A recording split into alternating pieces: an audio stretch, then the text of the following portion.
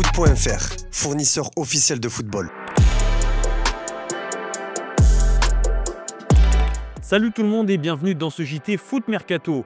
On démarre avec le match nul du PSG à Nantes hier soir. Les Parisiens sont déjà champions et n'ont plus qu'un objectif, finir la saison invaincue. Néanmoins, ça n'empêche pas Ousmane Dembélé d'avoir des ambitions personnelles. L'international français veut finir meilleur buteur de Ligue 1 et reprendre un peu confiance puisqu'il n'a pas marqué depuis 6 matchs. Dembélé a affiché quelques signes d'agacement pendant le match et aussi au moment de sa sortie à l'heure de jeu. Luis Enrique a répondu sur le sujet après la rencontre. Chacun gère ses émotions comme il peut, comme il sait et comme il veut. Mon objectif comme entraîneur est que mes joueurs soient au meilleur de leur forme. Je ne peux pas y arriver avec tous les joueurs parce que ce n'est pas possible. Il s'agit de gérer les matchs en fonction de ce qu'il se passe. Nous devons évidemment tous avoir envie que le PSG gagne et il ne nous reste qu'un mois de compétition. Qu'un joueur soit frustré après le match, ça m'est égal. Il n'y a pas qu'au PSG que les stars font du grabuge, c'est le cas aussi à l'Olympique Lyonnais. Selon le journal Le Progrès, l'ambiance dans le vestiaire de l'OL est de plus en plus tendue ces derniers jours. Ça s'explique déjà par les résultats avec l'élimination douloureuse à Manchester United et la défaite dans le derby contre Saint-Etienne. Les choix de Paulo Fonseca font aussi parler. Les cadres du vestiaire, à savoir Alexandre Lacazette et Corentin Tolisso, n'apprécieraient pas que le coach portugais ait confié les clés de l'équipe à des profils plus jeunes comme Moussa Niakhaté, Ryan Cherki et Georges Mikotadze. Nemanja Matic est agacé lui aussi, surtout parce qu'il n'a pas aimé le fait que Fonseca relance Paul Akpoglu, qui revient de très loin pendant que lui était sur le banc. Le Progrès ajoute que cette situation montre encore une fois que Fonseca peut avoir du mal à gérer certains égos.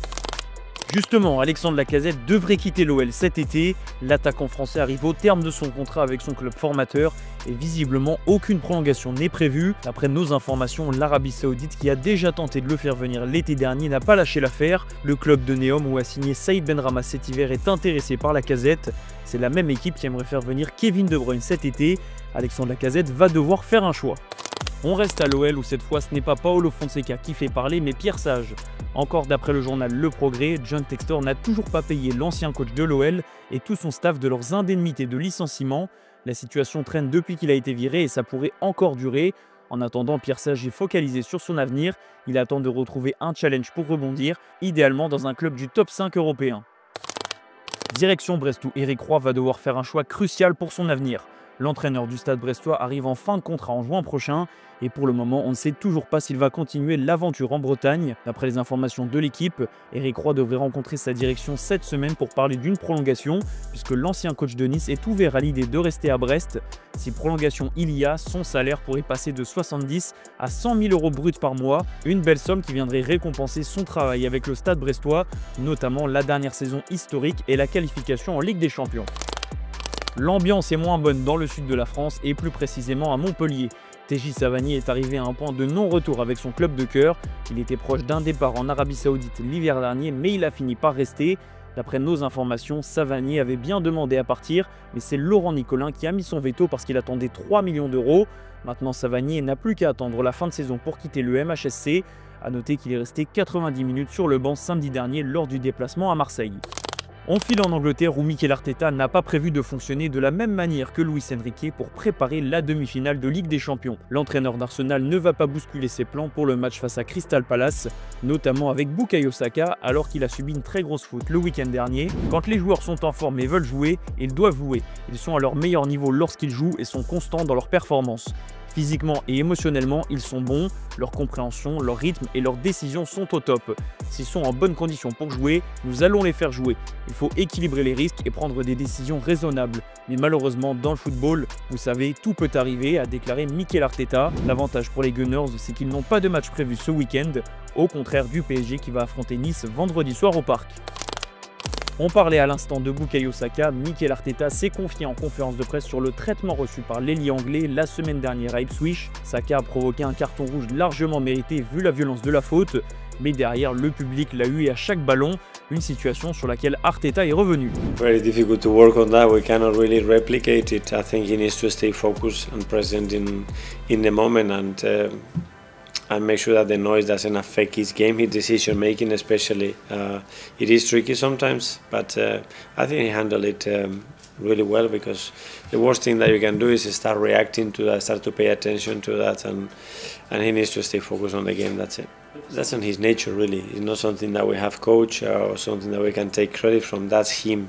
He's really calm, he's very rational, he's very intelligent, and the way he manages his emotions. So that's down to him. Hier soir, Manchester City a fait un très grand pas vers la Ligue des Champions. Les Sky Blues ont battu Aston Villa dans le temps additionnel grâce à un but tardif de Matheus Nunes. City est 3e de Premier League et quasiment assuré de disputer l'AC1 la saison prochaine. Une bouffée d'air vu la saison galère que traverse le quadruple champion en titre. Après la rencontre, Pep Guardiola a savouré ce succès plus que précieux. Le football, c'est l'émotion. Regardez comment tout le monde s'est déplacé aujourd'hui, nous étions tellement agressifs. On en aura besoin en demi-finale, j'ai été incroyablement impressionné par Forest et sa façon de défendre chaque ballon comme si c'était le dernier de leur vie. C'est du talent, on se concentre sur les 4 derniers matchs, si on les gagne, on sera là. On vous a expliqué ce matin dans notre revue de presse que Vinicius Junior devrait prolonger son contrat avec le Real Madrid. Résultat, l'Arabie Saoudite va devoir se rabattre sur un autre profil. Selon les informations du journal Sport, Rafinha, l'ailier du Barça, est la nouvelle cible de la Saudi Pro League. Relevo expliquait récemment qu'Al Hilal était prêt à offrir 100 millions d'euros au FC Barcelone pour s'offrir l'ailier brésilien. Rafinha, lui, pourrait toucher un salaire de 50 millions d'euros par saison. Une somme monstrueuse qui a de quoi faire tourner la tête. Du côté du Barça, une vente n'est pas écartée puisque Rafinha est très exigeant au niveau du salaire et vu l'état des finances du club, il est impossible de lui offrir ce qu'il réclame. Voilà un feuilleton qui devrait animer l'été. En attendant de penser au mercato, le FC Barcelone est focalisé sur sa fin de saison avec un triplé historique en vue. Hier soir, le Barça a battu Majorque et pris provisoirement 7 points d'avance sur le Real Madrid. Une fois de plus, Pedri a été brillant et encore élu homme du match. Diaby et Hansi Flick n'ont pas tari d'éloges à l'égard du milieu de terrain espagnol. Pedri fait partie des meilleurs à son poste, si ce n'est le meilleur. C'est un luxe de jouer avec lui, a déclaré Gavi. Hansi Flick lui aussi est toujours aussi choqué par les performances de Pedri. C'est difficile de savoir où sont ses limites. Il est à un top niveau, pas seulement avec le ballon, mais aussi quand il ne l'a pas. Il nous aide beaucoup en défense et tout le monde sait à quel point il est bon. Une autre news mercato, d'après nos infos, la Juventus a prévu de se séparer de Dusan Vlahovic cet été. Donc l'idée est de le faire jouer le plus possible d'ici la fin de saison pour qu'il se mette en valeur. 2 clubs de Première Ligue sont déjà intéressés par l'attaquant serbe qui pourrait donc aller voir ailleurs rapidement. Kenan Yildiz lui aussi pourrait quitter la Juventus, toujours d'après nos informations. Chelsea suit de très près la pépite turque. Des contacts ont même déjà été établis entre les 2 clubs. En parlant de Chelsea, les Blues n'ont pas prévu de s'arrêter là. Le club londonien cherche des renforts en défense et Dean Huijsen est l'une des pistes. La presse anglaise nous révèle même que Chelsea est prêt à s'aligner sur les demandes financières de Bournemouth, à savoir 60 millions d'euros. Les Blues sont en concurrence avec Liverpool, Arsenal et évidemment le Real Madrid, mais avec une telle offre, Chelsea a une belle longueur d'avance. Dans les officiels du jour, l'OL a bouclé une vente à 15 millions d'euros. Saïd Benrahma s'est engagé l'hiver dernier avec Neom en 2e division saoudienne, dans le cadre d'un prêt avec option d'achat obligatoire. Et vu que le club a validé sa montée, Benrahma quitte définitivement l'OL pour l'Arabie Saoudite. On connaît les dates officielles du mercato. La LFP a communiqué ce mercredi pour annoncer que le mercato ouvrira le 16 juin prochain jusqu'au 1er septembre à 20 h. Le mercato d'hiver, lui, aura lieu du 1er janvier au 2 février. A noter qu'une période exceptionnelle de transfert aura lieu du 1er au 10 juin 2025 pour les clubs qualifiés à la Coupe du Monde des clubs, notamment le PSG. On a aussi la date des trophées UNFP. La cérémonie aura lieu le 11 mai prochain. Meilleur joueur, meilleur entraîneur, je vous laisse me donner vos pronostics en commentaire. On va clôturer ce JT avec l'image du jour. On a toujours dit que le foot et le rap étaient liés. On en a encore eu la preuve avec Nino qui est venu visiter le centre d'entraînement du Paris FC. C'est la fin de ce JT les amis, merci de l'avoir suivi et on se donne rendez-vous demain sur Foot Mercato.